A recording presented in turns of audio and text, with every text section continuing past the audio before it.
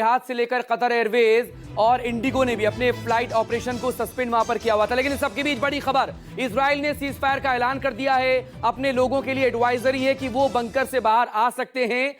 Israel की तरफ से ये बड़ी खबर है। इजराइल अब सीज फायर को अपने यहां पर लागू मान रहा है, यानी कि इजराइल की तरफ से कोई अटैक यहां पर नहीं किया जाएगा। दूसरी तरफ ईरान की तरफ से भी ये साफ कर दिया गया था, ईरान की तरफ से भी ये साफ कर दिया गया था कि ये सीज फायर लागू हो चुका है। खुद ईरान के सरकारी टेलीविजन की तरफ से ये घोषणा वहां पर की गई थी। लेकिन मेरे वरिष्ठ सहयोगी संजीव त्रिवेदी इस वक्त हमारे साथ मौजूद हैं। संजीव, देखिए, दो बातें यहां से आपसे शेयर करना चाहूंगा, उसके बाद आप प्लीज इस पर रिस्पॉन्ड करें।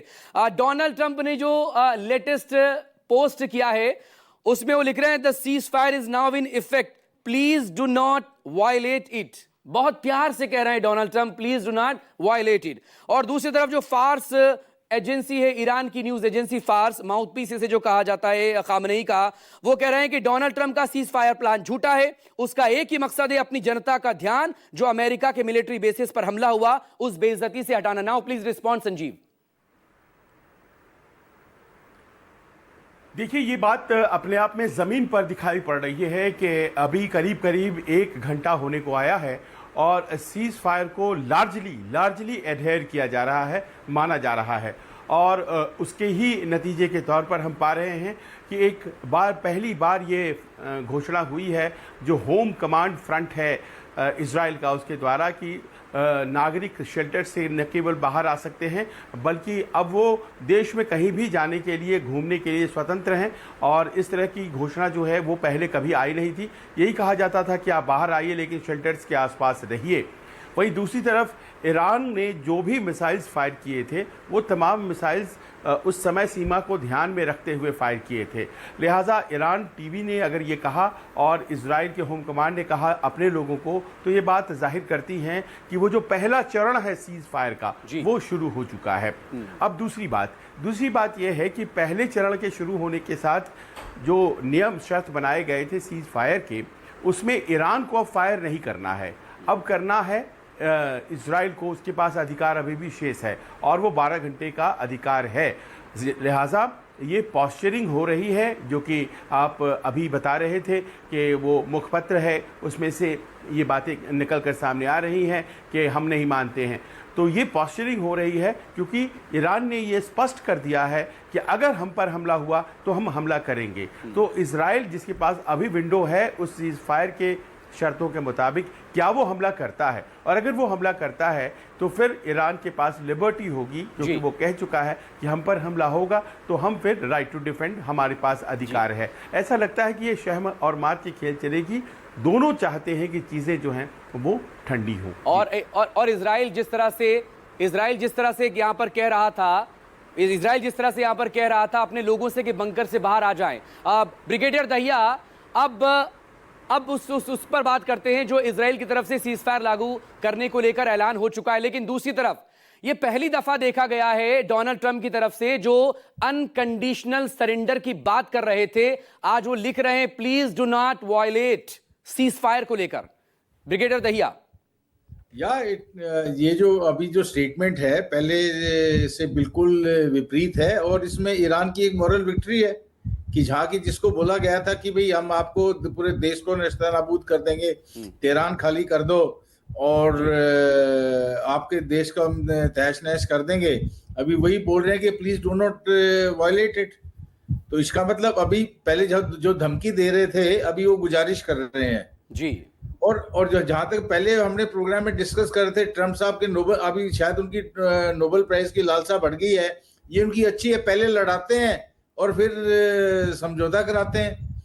ये जो इजराइल ने ये जो पहला बार जो हमला किया था, ये क्या ये बिना अमेरिका की परमिशन के किया था? हो ही नहीं सकता। ये बिल्कुल इसमें अमेरिका का उसको एक टैसिट अप्रूवल था कि आप शुरू कीजिए और हम आपके साथ हैं और गिवन टाइम पे अगर आपके बस का नहीं है, जैसा कि इन्होंने GBU-57 बॉम्ब से और B-2 बॉम्बर से उन्होंने कोशिश की है ईरान के न्यूक्लियर प्रोग्राम को क्षति पहुंचाने की। जी squadron leader Chopra, please do not violate एक तरफ ये, दूसरी तरफ फार्स न्यूज कह रहा है कि ये धोखा है, इल्यूजन है, ये भ्रम है, ये जो इस वक्त दिखाई दे रहा है। क्या इसलिए क्योंकि दरअसल अब क्रेडिबिलिटी डोनाल्ड ट्रंप की स्टेक पर लगी है। पिछले लगातार 12 दिनों में जिस तरह से उनके बयान आए हैं, इजराइल के अटैक हुए हैं और B-2 बॉम्बर से खुद अमेरिका की एंट्री हो गई। नहीं, देखिए, प्लीज जब वर्ड यूज किया जाता है ना, this is a very diplomatic word. वो इसको यूज इस सेंस में नहीं कर रहे हैं कि वो कमजोर पड़ रहे हैं या उनको कोई चारा नजर नहीं आ रहा। ये एक तरीका होता है इंटरनेशनल डिप्लोमेसी का कि आप ऐसा शो करें कि देखिए मैं इस जंग के पक्ष में नहीं हूं और मैं नहीं चाहता ये आगे बढ़े, तो प्लीज आप इसे रोक दीजिए। बहुत डिसेंट तरीके से यही चीज उन्होंने भी कुछ समय पहले बोली थी कि 2 हफ्ते तक हम कोई अटैक नहीं करेंगे, लेकिन सडनली ओवरनाइट अटैक हो जाता है। ये डिसेप्शन की टैक्टिक्स होती हैं और एक इंटरनेशनल कम्युनिटी को दिखाने के लिए कि देखिए नोबेल पीस प्राइज अगर चाहिए तो मैं कितनी शांति तरीके से ये चीज कोशिश कर रहा हूं। लेकिन इसमें अगर हम ईरान की साइड देखें, ईरान के बाद जैसे मैंने आपको बताया था कि कोई ऑप्शन इस समय है नहीं जी। जो भी इन्होंने अभी करंट मिसाइल्स लॉन्च करी हैं। अच्छा, एक चीज और नोट करिए कि कल जब रात को इन्होंने यूएस बेसिस पे अटैक करा, सबसे सरप्राइजिंग चीज क्या है, एक भी यूएस कैजुअलिटी नहीं हुई जी। अब हम ये क्यों नहीं मान सकते कि पीछे जो बैक डोर टॉक्स चल रही हैं, डिप्लोमेटिक टॉक्स चल रही हैं, हो सकता है ये चीज दिखाने के लिए आपस में बात हुई हो कि भाई कुछ हमें मिसाइल्स मारने तो, दिखाने के लिए देखो जी हमें एक रिस्पेक्टेबल एग्जिट चाहिए। You never know this has happened, क्योंकि वहां कुछ भी नहीं हुआ है, एवरीथिंग हैज कम डाउन। तो इसी तरह से इजराइल को भी देखिए, जो चीजें मीडिया में चल रही हैं, जो चीजें हमें न्यूज में आ रही हैं, उससे बहुत सारी चीजें बैक डोर पे चल रही होती हैं। तो ऑलरेडी आई एम श्योर चीजें डिसाइड हो चुकी हैं कि एक सीज फायर अब हो जाएगा। मिसाइल स्ट्राइक्स वर्चुअली आप देखेंगे कुछ ही समय में रुक जाएंगी और Donald Trump again will come out as a hero के देखिए मैंने वॉर रुकवा दी है, जैसा उन्होंने इंडिया और पाकिस्तान के केस में कहा था। So it's not a very big thing, ये हम ऑलरेडी प्रिडिक्ट कर चुके थे कुछ समय पहले ही, क्योंकि ईरान के पास ऑप्शंस नहीं है।